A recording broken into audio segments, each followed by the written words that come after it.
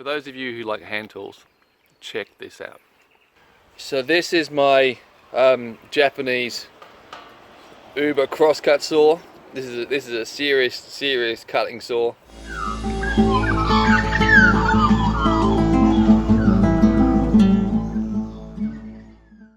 So this is one of the bougt that I have, Japanese whaleback saw, used for milling, basically, for really, big rip cuts. And then in this case here, which I have to put the phone down for, is a monster, a katana saw. It's a very big katana saw, made for cross cutting. These deep gullets to help clear the sawdust. Now I've had these for a while, and I've had a number of projects in mind for using them, and but to do that I need to get them reconditioned, I need to get them sharpened. And for a while now I've been collecting the bits and pieces that I need.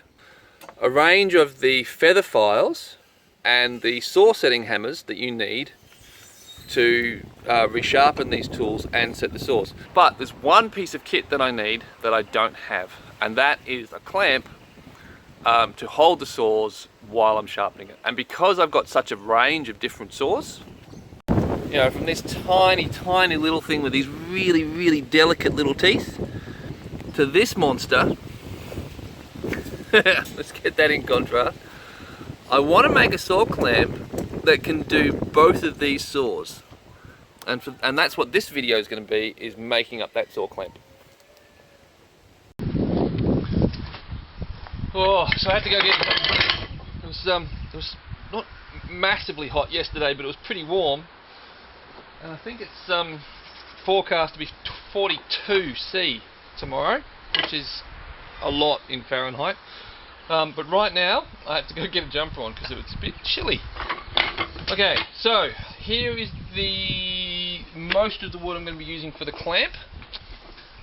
This is mostly spotted gum, so seriously hard, seriously dense. This is close to 1,000 kilos per cubic meter, so it wouldn't sink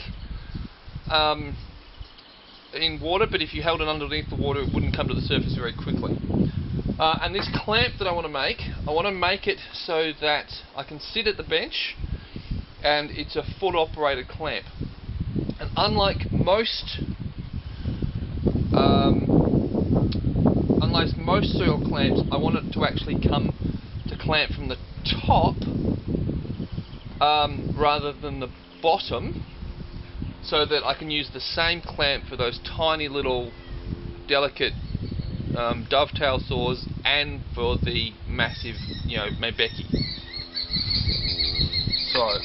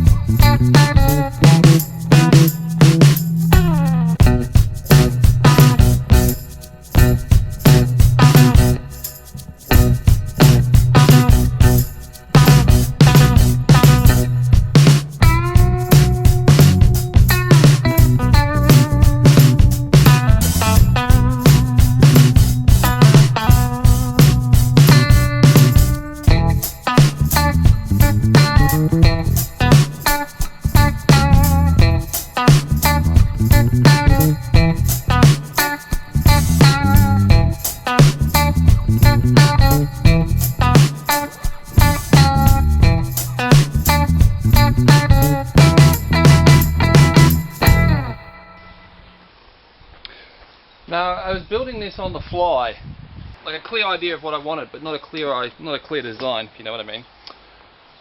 So I was thinking that this is where the clamp would be, down here at the bench level, but then it just occurred to me as I was finishing it that that's probably a really bad working height. So I've put in another clamp, basically a clamp up here. I guess I could put another one there if I wanted to, so I could have different levels, but probably not. But anyway, moment of truth. This is the heaviest saw I've got. Position it there. Put my foot on the clamp. And that works brilliantly. That works brilliantly. That's magic. And so now I've got to learn how to sharpen. So I have everything I need now. But I won't be doing this one first. I've got a much older saw that's in pretty beat up condition, so if I make a mess of it, no big deal. So I hope that's useful for people. Not coming up, I'm going to be doing the video where I'm going to be sharpening a saw for the first time. Because as I said at the start, I've got a bunch of projects where I want to use these big saws. Plus, I've got a bunch of other Japanese blacksmith made swords that will need sharpening sooner or later. At the moment they're in excellent condition, but as I start using them, they're going to need sharpening. And I love modern Japanese saws. They are super sharp, they're super cheap for their quality, but I don't like the fact that they're disposable. I like old tools. I like handmade stuff. So I think more and more I'm going to be using the blacksmith made tools, the handmade tools, which means of course that I've got to get good at sharpening. And what I'm hoping to show in the next video is it's not that hard, and that even without sharpening experience you can learn to do it. So you'll be seeing me do it for the first time. And hopefully the adage that has done me well all the rest of my life is it can't be that hard. So if you want to see that video, make sure you hit the subscribe button and the little bell notification. That way when it's produced you'll get notified. Often with social media, it's very easy to miss stuff, especially on things like Facebook. So being a subscriber, clicking on the notifications means that you actually get stuff. Before that video comes up, I'm probably got some prospecting videos coming out. There'll probably be a bee video, maybe some other stuff. So if you're not interested in all those things, just skip over them. But if you are, enjoy those as well. And if not the next video, I'll see you in the next saw video. So have fun, and I'll see you online.